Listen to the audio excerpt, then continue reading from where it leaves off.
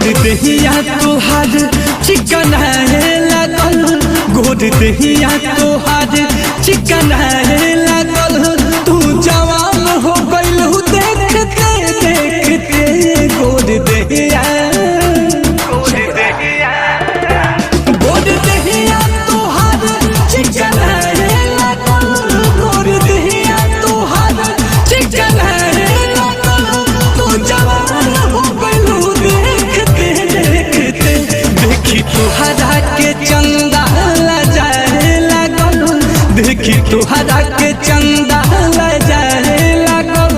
तू सयान हो गइलू देखते देखते, गोद दहिया तोहार चिकन है लागल। तू जवान हो गइलू देखते देखते, गोद दहिया के।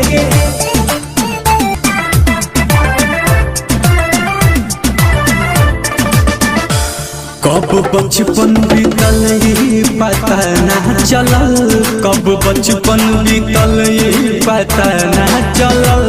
दर्द दिल में भय काट ऐसन भरल, आँख रोवाता मन मुरझाए लागल, आँख रोवाता मन मुरझाए लागल। हम जान हो गइलू देखते देखते, गोद दहिया तोहार चिकन है लागल।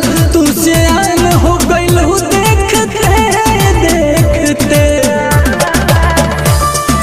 बिना देखले ना एको पहल रहत रहू, बिना देखले ना एको पहल रहत रहू। पल पल के तू बात हमसे कहत रहू, नैन में